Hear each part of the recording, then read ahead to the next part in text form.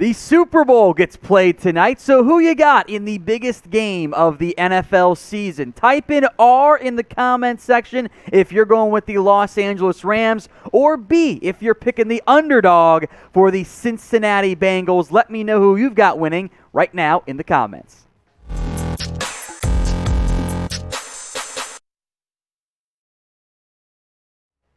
You're watching NFL Daily. I am Tom Downey with the latest NFL news and rumors on the eve or morning of, I should say, the Super Bowl. And, things are getting interesting suddenly, mostly thanks to NFL Network's reports. Let's begin with Aaron Rodgers, as once again the Packers, I think it's them pushing out, we're optimistic about an Aaron Rodgers return, as according to Internet Report, the two sides are in a pretty good spot right now with their relationship, which just sounds like a couple on the rocks and going through, couples counseling or whatever.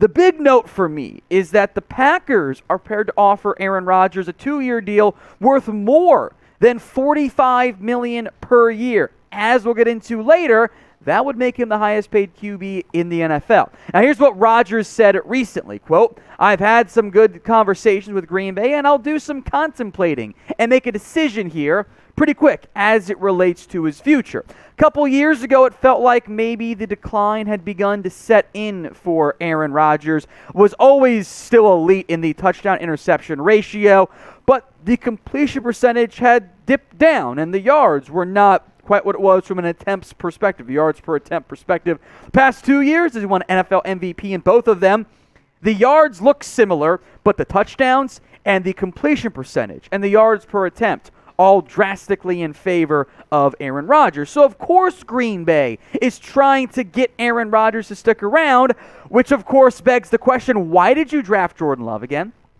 Why did you spend a first-round pick on a QB who clearly you don't want to play at all on his rookie contract? Part of the value of having that QB who's super cheap on his first contract is that you don't have to pay him big money.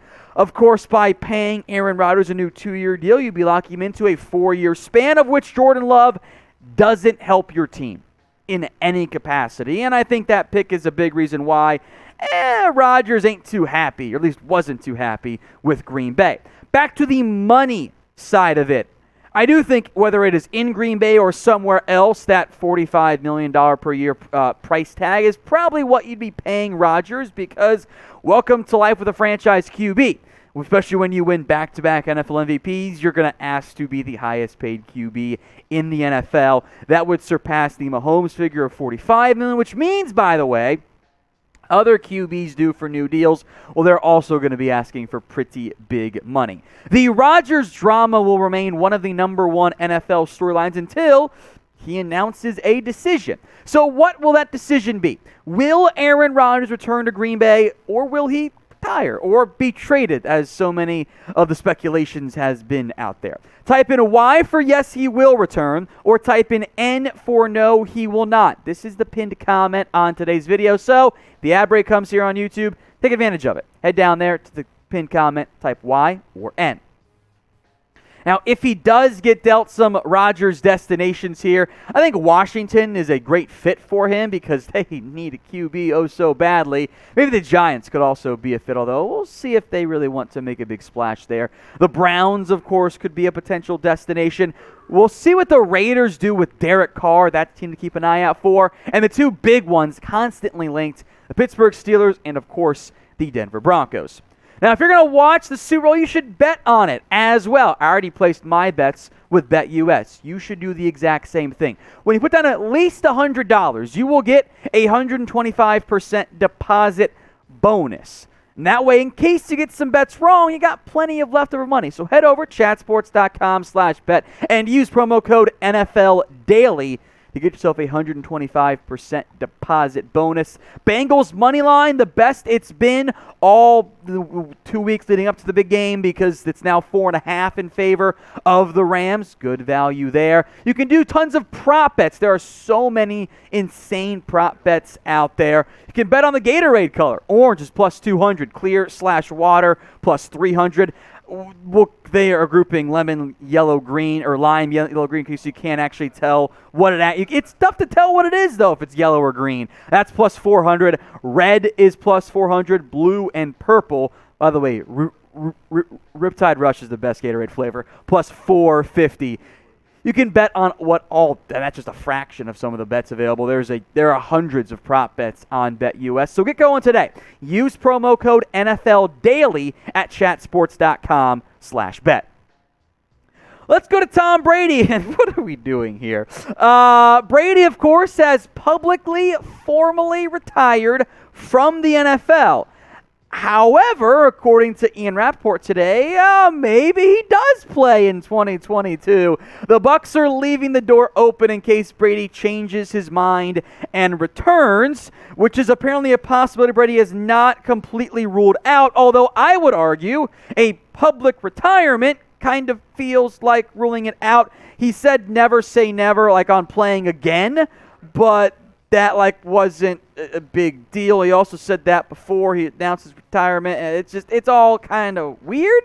So we'll see. Maybe Brady's the new Brett Favre and he'll end up unretiring at some point. I do think you'll see the Bucs retain his rights, though, to, if he does come back, give them some flexibility. So will Tom Brady play in 2022? Type in P for play or type in R for no. He's going to actually end up retiring.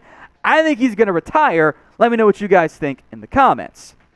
Now, the Bucs are under contract right now, or on the roster, I should say, have two QBs.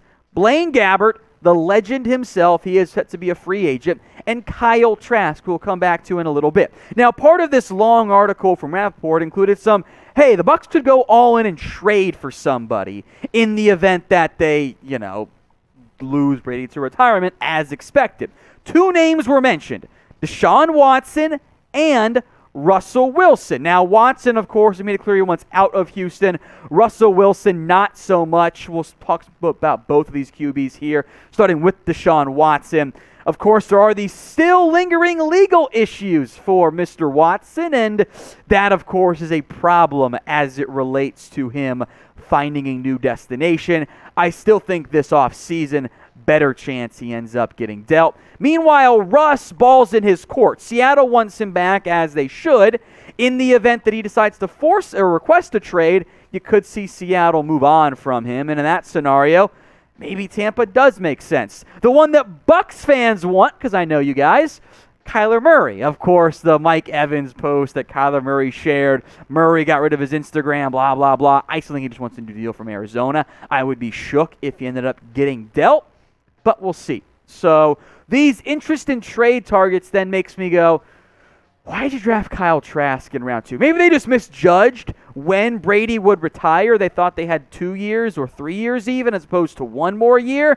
But Trask was a second-round pick. Clearly, the Bucs organization liked him.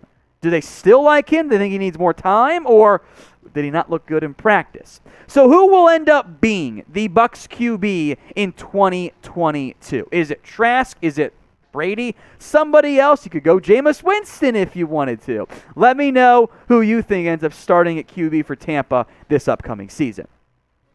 Folks, if you haven't already, hit that big red button and subscribe. We are less than 500 subscribers away from 280,000 here at Chat Sports. So, you want free videos on the NFL, the NBA, and more multiple times each and every single day?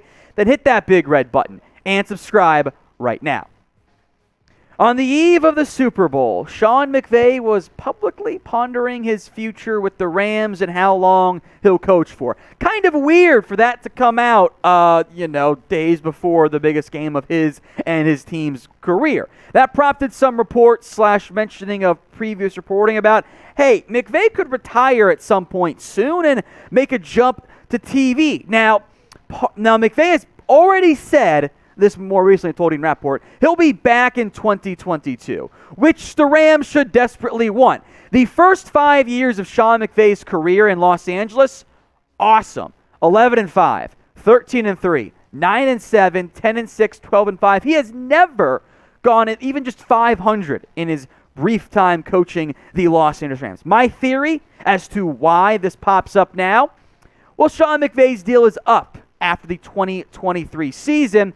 And in the NFL, unlike, say, college football, it's a lot harder to find leverage points of other jobs. You know, college coaches can get linked to the USC job, the Texas job almost every year, at least every other year to some extent, or even to the NFL. Once you reach the NFL, outside of Cliff Kingsbury linking himself to the Oklahoma gig, it's tough to find jobs that you could link yourself toward to help get a pay raise. Well, TV, the broadcasting side, I think might be how coaches do that, and agents of coaches, more importantly, do that moving forward. It's time for the Rams to pay him. Make Sean McVay probably the highest paid coach in the NFL, especially if they win the Super Bowl this year. So I don't think McVay's leaving right now. I don't think he's leaving for at least a little while. It's something maybe he does go full John Gruden and retires and goes to broadcasting, recharges, and ends up coming back. But I would be shocked if he retired in the next couple years because he's oh so good at this point. Now, these are the top 5 highest paid coaches in the NFL. Sometimes the numbers get wonky because they aren't always required to publicly report them, but McVay's 5 right now, and oops, Matt Rule getting the bag and not being very good. Disaster there. I could see Sean McVay commanding, 15, 13, 12 million more than Bill Belichick. If they win the Super Bowl, I think you got to pony up and pay McVay, make him the highest paid head coach in the NFL. So our question of the day then, who you got in the Super Bowl? Head down to the comments if you haven't already and let me know. Type in R for the Los Angeles Rams or type in B for the Cincinnati Bengals. I've placed my bet Bengals money line. We'll see if I'm right or wrong in a couple of hours.